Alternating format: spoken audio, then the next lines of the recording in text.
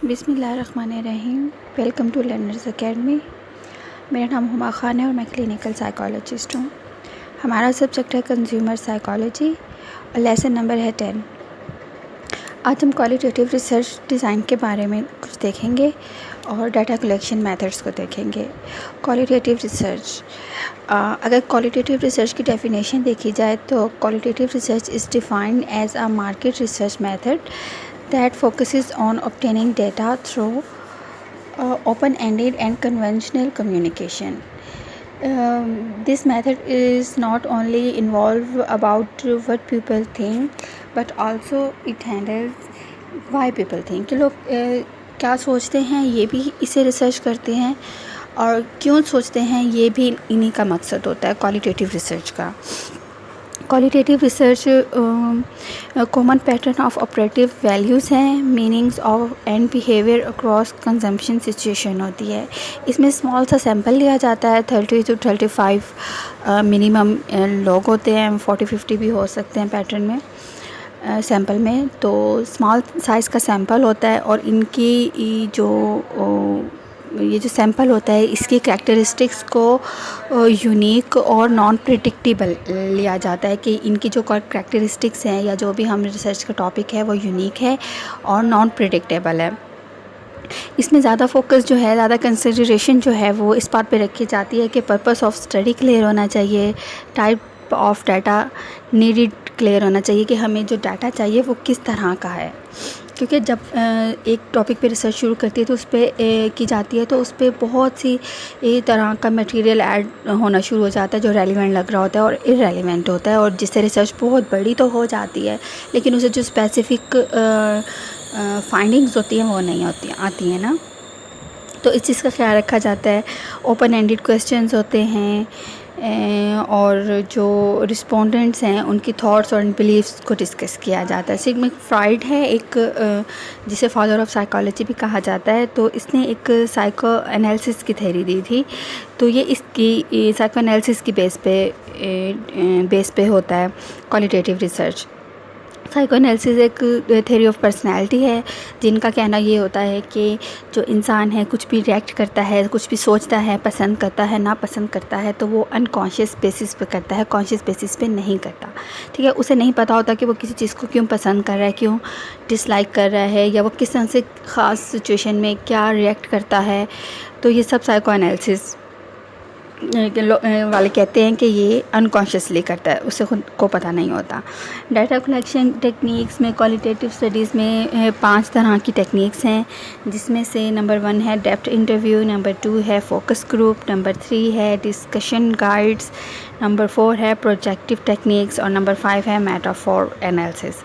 आज हम करेंगे डेप्थ इंटरव्यूज़ और फोकस ग्रुप को थोड़ा सा देखेंगे। डेप्थ इंटरव्यूज़ में ऐसा होता है कि आधे घंटे या 1 घंटे के टाइम पीरियड के दौरान में इंटरव्यू को कंडक्ट किया जाता है। इसमें एक इंटरव्यू होता है जो हाईली ट्रेंड होता है और एक एक्सपर्ट होता है अपनी फील्ड का, जिससे तमाम तरह की इंफॉर्मेशन ली जाती है। जो इंटरव्यूअर होता है, जो इंटरव्यू ले रहा होता है, उसकी जो पार्टिसिपेशन है इस इंटरव्यू के दौरान या इस पूरे प्रोसेस के दौरान वो बहुत कम होती है। वो सिर्फ एक क्वेश्चन या एक जो टॉपिक है उसे सेट कर देता है, उसकी मतलब बता देता है कि हमारा ये टॉपिक है और हम इसे आज डिस्कस करने वाले हैं, और उसके बाद जो रेलिवेंट बंदा होता है, जो रिस्पोंडेंट होता है, वो उस पर डिटेल से अपने तमाम तरह की जो एक्सपीरियंसेस हैं वो शेयर करता है, अपने ख़यालात बता सकता है, अपने एक्सपीरियंसेस जो पास में उसके गुजरे होते हैं, उसने खुद किए होते हैं, वो उनके बारे में डिस्कशन करता रहता है। तो इसमें फ्रीली क्वेश्चंस भी पूछे जा सकते हैं, गाइडेड क्वेश्चन भी हो सकते हैं कि जो पहले से तय हों कि ये पूछने हैं, इस तरह से ये सेट किया जा सकता है। अच्छा, तो इसका जो है कि ये जो डेप्थ इंटरव्यूज़ हैं ये कॉन्टैक्ट इस सूरत में करवाए जाते हैं जब किसी भी इंडिविजुअल के बिहेवियर को, उसके एटीट्यूड को, उसकी नीड्स और रिक्वायरमेंट्स को अच्छी तरह से डिस्कस करना हो या देखना हो, तो तब ये जो हैं डिटेल इंटरव्यू कंडक्ट करवाए जाते हैं।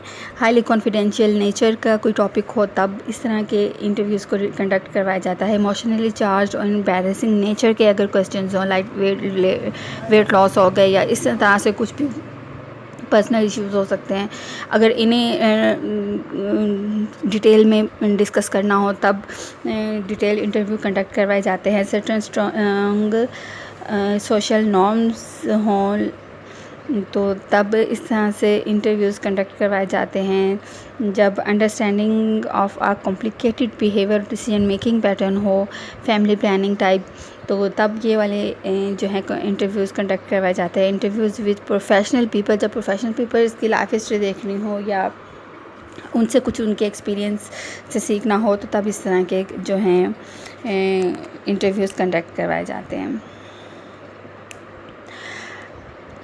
अच्छा, इसमें ये भी डिस्कस हो सकता है कि उन्हें कहा जाए कि डिफरेंट तरह के जो एड्स हैं इन पे डिस्कशन करें या उनके अपने ही शॉपिंग बिहेवियर को डिस्कस करना हो, लाइक उनका जो बिहेवियर है रिकॉर्डेड हो या ना हो, वीडियोस फ़ोटोज़ की शक्ल में उन्हें दिखा के कहा जाए कि आप इन पे डिस्कशन करें कि आपने ये किस तरह से क्या सोच के अपना बिहेवियर शो किया और शॉपिंग की, तो वो उसे डिटेल से बताते हैं। इसी तरह से फ़ोकस ग्रुप होता है। फ़ोकस ग्रुप में फ़र्क इतना होता है कि इसमें 8 से 12 पार्टिसिपेंट्स होते हैं। बाकी सेम काम यही होता है कि एक्सपर्ट होते हैं, इसमें पार्टिसिपेंट्स होते हैं और हर तरह की जो वहाँ पे डिस्कशन होती है उसे रिकॉर्ड किया जाता है और उसे राइट किया जाता है, लिखा जाता है।